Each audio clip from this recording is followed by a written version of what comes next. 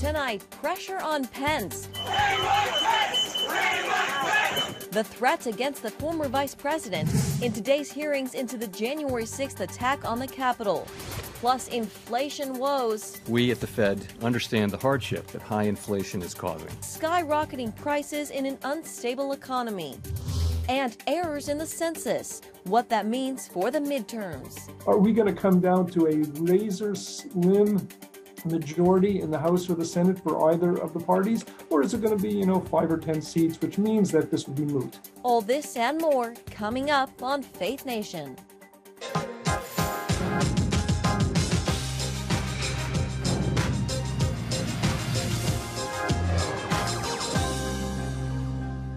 Pence and Peril, the January 6th committee zeroes in on the danger the vice president faced that day. Good evening, I'm Jenna Browder. And welcome to Faith Nation in Washington. I'm John Jessup. Just 40 feet. That's how close the mob came to Vice President Mike Pence when they invaded the Capitol building on January 6th of 2021 rather. That point drilled home today during the third Select Committee hearing. Yeah, lawmakers and witnesses explored the relationship between former President Trump and his vice president in the month leading up to that day, focusing on what Pence thought of Trump's insistence that he had the authority to overturn the 2020 election. CBN News White House correspondent Abigail Robertson has our top story. Abigail, what did we learn in today's hearing? Well, Jenna, today Democrats and Republicans on the committee hailed former Vice President Mike Pence as a hero in a hearing that featured both in-person and video testimony from Pence's closest aides and lawyers who testified that Pence never believed he had any authority to reject the results of the 2020 election. Greg Jacob, former general counsel to the vice president, testified he first began to discuss Pence's role in certifying the election results with him in December of 2020, and they concluded this.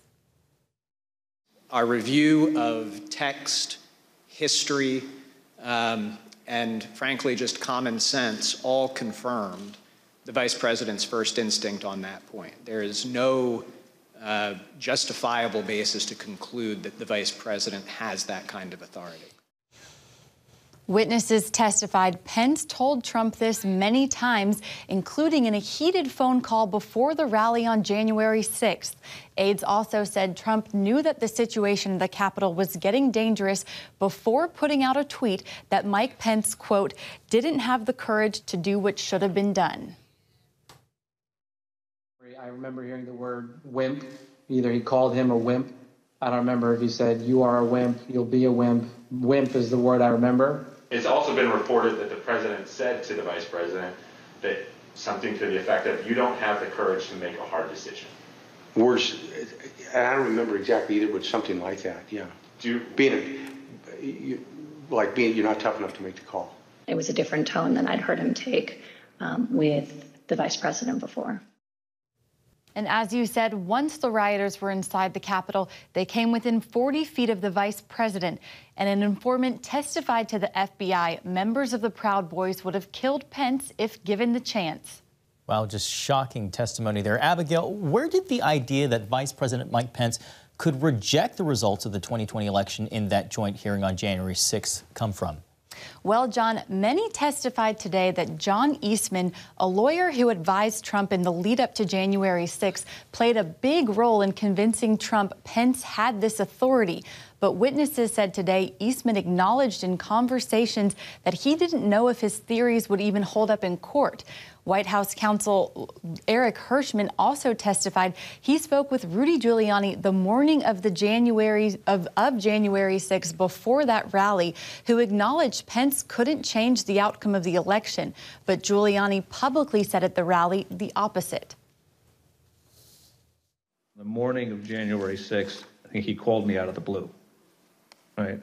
And I was like getting dressed, and we had an intellectual discussion about Eastman's, I don't know if it's Eastman's theory per se, but the VP's role.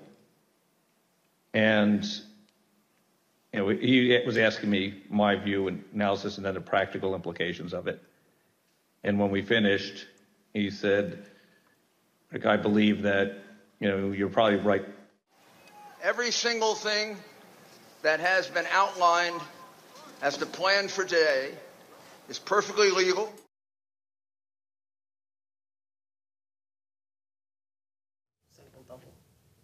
And Mike Pence's former chief of staff, Mark Short, sent Pence a text at the end of the day around 4 in the morning, quoting 2 Timothy 4:7. I've fought the good fight. I've finished the race. I've kept the faith. John, Jenna.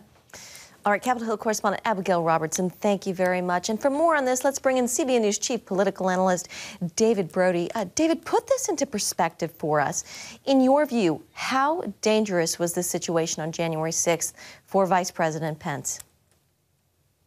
Scale of 1 to 10, I'd give it, 10. There's not even a question of, look, there was a guillotine outside the Capitol, folks. I mean, what in the world? So, I mean, you got a guillotine, and now we're hearing about 40 steps away from Mike Pence were the rioters, and even the Proud Boys, some of them admitting that they wanted to kill him. Look, it was bad. It was dangerous. You know, one of the issues that I've had from an analytical standpoint about this committee, because remember, we're trying to look at the kind of the big picture here, is we're only getting one side of it. Let's also remember what was happening in that 24 hours right around January 5th and January 6th. Donald Trump also said, Rudy Giuliani also said, Janet Ellis also said that what they thought Mike Pence could do is actually kick it back to the state legislature. So this idea that there was all this talk about Mike Pence saying, you know, no to these electoral votes, yes to these. That wasn't really the discussion specifically on that day. It was part of the discussion. It wasn't the full discussion. You know, once again, to be clear, and that's why I hope you're having me on for some analysis, but not only that, but for some perspective here. And if we can spend a moment here about this, it's important to understand that Jenna Ellis, and I've had repeated conversations with her, and Rudy Giuliani, both were saying, look, we were telling Mike Pence that he could kick it back to the legislature. So that was never, I did not see that, and Abby will have to forgive me if I'm not getting this right, but I don't believe that was introduced as evidence today. David, today they did bring in, they had the witness, Judge Ludig, who, for a long time has been hailed as a conservative stupidist, like a rock star as far as his jurisprudence, testifying about how he felt that Pence didn't have that right. But moving on, the January 6th committee now wants to hear directly from Ginny Thomas, of course, wife of Supreme Court Justice Clarence Thomas, about her involvement in with those trying to overturn the 2020 election. David, how significant is this? Well, it'll make some headlines, but let me just get back, and I will answer that, John, for a second. I just want to get back to what I was saying, John. My point of bringing all of that up is that it really, even with Ludwig, excuse me, it wasn't introduced. It wasn't introduced as evidence, and that's the point. So, you really have to have a little bit more of the whole context, whole picture, because it wasn't just a binary decision, reject the votes or reject the electoral votes or not. There was a third option, which was never really discussed, and I just thought that was important to point out. As for Ginny Thomas, look, it'll make some sensational headlines, but I'm still trying to figure out what Ginny Thomas's crime or issue is exactly. She felt the election was rigged, stolen, call it whatever you want, and she was, as an American, voicing that opinion through text, through emails, once again, were there violent threats that she was making? I haven't seen that. Now, if there are, that's a whole different matter. So that's just curious to me as well. Okay, David, great to get your insights this evening. Thank you so much. You bet. Have a great night. Well, moving now to the economy, skyrocketing inflation is hitting virtually every wallet in America. Now something else is going up too. Interest rates on everything from credit cards, car loans, mortgages, and more. And Republicans and even some Democratic economists agree that trillions in government spending has added to inflation. Meanwhile, President Biden is going after oil companies for high gas prices. CBN's Wendy Griffith has more on that. As expected, Federal Reserve Chairman Jerome Powell announced an interest rate increase of 0.75 points, the biggest in nearly 3 decades. We at the Fed understand the hardship that high inflation is causing. The board pursuing a series of rate hikes to bring down record high inflation. However, those moves delivering another blow to consumers as it raises the cost of borrowing. Credit cards' average APR is up over 20% for the first time. Mortgage loans were around 3% at the beginning of the year, now above 6%, pushing monthly payments hundreds of dollars higher. But the #1 issue for most Americans remains the ever-increasing prices at the pump. Everything is going up except our paychecks, and this is not right. President Biden blaming the war in Russia and oil companies for high gas prices. He sent a letter to 7 oil executives threatening to invoke emergency powers if they don't increase production. His press secretary called on them to be patriotic. We are calling on them to do the right thing, to be patriots here, and not to use the war as an excuse or as a reason to not put out production. But Republicans say Biden has done everything he can to limit oil production in pursuit of his agenda to convert America to green energy. The president's executive orders have shut down the Extel pipeline. They have stopped the issuance of more leases. They've stopped the progress on the permitting of those leases, stopped the offshore oil production. The fact is we were energy independent. Over the medium term, the critical thing is that we become more dependent on the wind and the sun that are not subject to geopolitical influences. The Fed is expected to raise rates again in July, causing concern of tipping the economy into recession.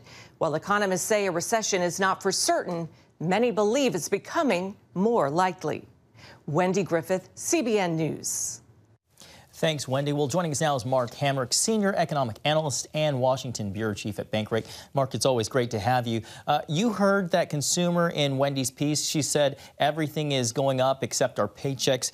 Mark, I'm putting you on the spot here, but you, like many others at one point, said that you thought that this was going to be transitory. It turns out many economists think that's not the case now. Do you think the Fed's price hikes are going to be able to combat inflation in the near term?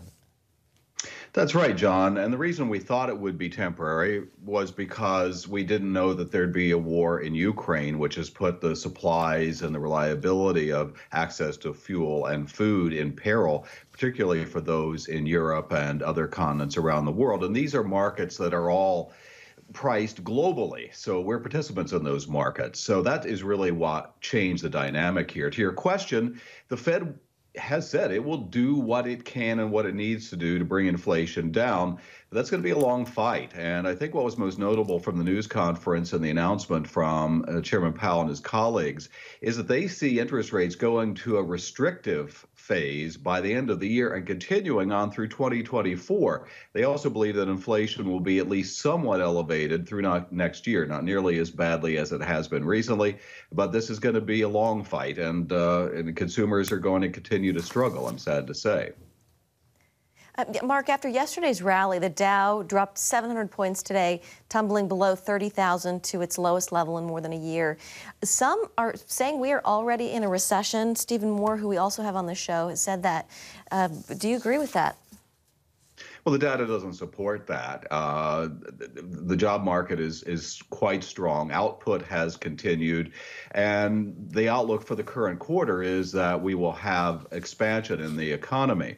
That's not to say that a recession may not happen. A recession could happen, but we don't have any economic evidence to support the notion that we are in a recession right now. The stock market may be essentially foreshadowing that. That often can be the case.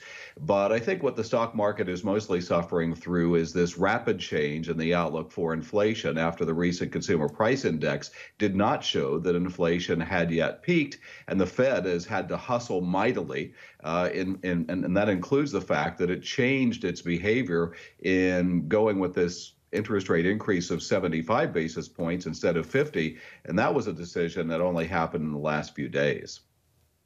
Mark, the economic turmoil, as many of the president's detractors point out, comes in the wake of trillions of dollars in stimulus money. In the few seconds we have left, do you think the sentiment has migrated to the market, signaling perhaps that America's credit card bill is finally past due? Well, I think the days of easy money are behind us, John. And remember, I think people in both parties had good intentions in taking the steps they did in the early stages of the pandemic. But these are different times, and we're going to have different experiences and different pressures on our politicians now. All right, Mark Hamrick with Bankrate. Thank you so much, Mark. Thanks, Mark. Good to see you. Thank you. Coming up, math errors on your kids' homework might affect their grades. When we come back, how those errors in the census could alter the midterm elections and the Washington Beltway's balance of power. Back, keeping count, a census review found that the errors within the count could have cost some states extra seats in Congress, while allowing others to hang on to some of theirs. With control of the lower chamber up for grabs, it could be the census that ultimately determines whether Democrats or Republicans have the House. CBN Capitol Hill correspondent Matt Galka reports. How many people are in your state? Well, the census tries to figure that very question out every 10 years, and the results could go a long way to determining the balance of power on Capitol Hill. But an unprecedented 2020 and a variety of factors led to a lot of undercounts and overcounts. Trying to get an accurate number of just how many people are in the country is a tall task under normal circumstances. Millions of people, different states. The census tries to sort it all out every 10 years. An analysis of the results from the most recent census shows a miscount so large in 14 states that it affected the number of congressional seats in some of them. A census review indicates a statistically significant undercount in 6 mostly Republican-leaning states: Arkansas, Mississippi, Tennessee, Florida, Texas, and Illinois. Add to that an overcount in mostly Democrat-leaning states: Hawaii, Massachusetts, Minnesota, New York, Utah, Rhode Island, Delaware, and Ohio. It's important since the count helps determine things like federal funding and whether a state gains or loses a House seat. When you're talking about a very close midterm election coming up and control of the House up for grabs, these two, gains or losses could make the difference between controlling and not controlling the House for the next 2 years. While errors are common in all census surveys, it's possible these saved Minnesota from losing a House seat and prevented Texas and Florida from gaining even more seats.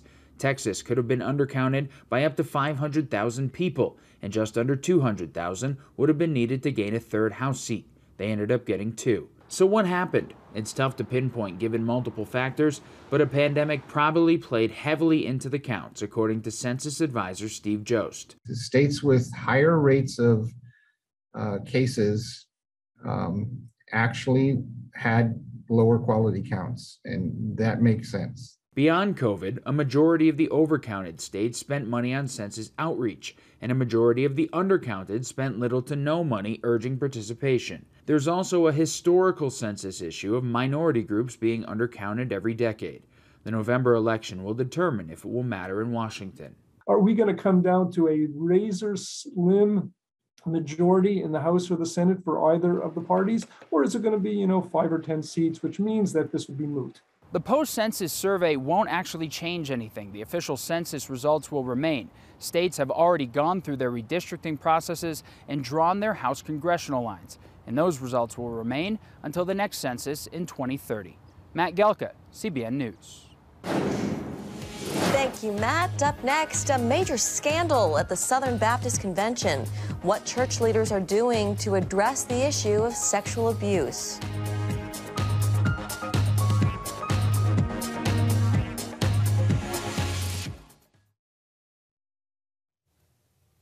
Relief and validation tonight for survivors of abuse and worse, stonewalled and mistreated for years, now that the Southern Baptist Convention plans to take major steps to address sexual abuse. Those steps include a database for tracking predators, which will help local churches avoid hiring them. Heather Sells reports from the SBC's annual meeting in Anaheim, California. Southern Baptists have sent a loud message to a watching world: no more business as usual. They have approved a new president who has signaled support for abuse reform, and they've agreed to start a database to track predators in their churches. Now there's action. There's something tangible. And that led to relief, hugs, and happy tears for abuse survivors. I finally felt validated and acknowledged for the first time in 24 years since my abuse occurred. It's such a freeing feeling to think that maybe we can begin to do the work that we've always wanted to do, which is to be able to hold abusers to account, to be able to keep them from moving from church to church and keep people safe. A majority of Southern Baptist representatives approved the database, which will serve as a resource to help local churches avoid hiring abusers. Opponents voiced concern reform measures could distract from the mission of evangelism. Sexual Abuse Task Force Chair Pastor Bruce Frank pushed back. Not only is protecting the sheep from the wolves part of the mission, how are you going to tell a watching world that Jesus loves them, Jesus died for them, Jesus rescued them, when his church won't even do their very best to protect them? Frank told the packed hall of almost 7,500 that survivors were the real heroes. Task Force member Rachel Denhollander reminded many have long advocated for reform. Because they didn't give up, those ballots went out today. And what I hope history looks at is every survivor looking back and goes, that's me being believed, and that's the impact my voice can have. In a surprise appearance, elder statesman Rick Warren called on Southern Baptists to stop infighting and focus on the main thing. As Western culture grows more dark, more evil, more secular, we have to decide, are we going to treat each other as allies or adversaries? That task will fall on the new president, Bart Barber, who many believe can unite those with different views on social issues. The new president will outline more of his plans this week. He is expected to play a key role in moving abuse reform forward in the Southern Baptist Convention. Reporting in Anaheim, California, Heather Sells, CBN News. All right, thank you, Heather. Still ahead, witnessing the end of an era with the retirement of an original gateway to the World Wide Web.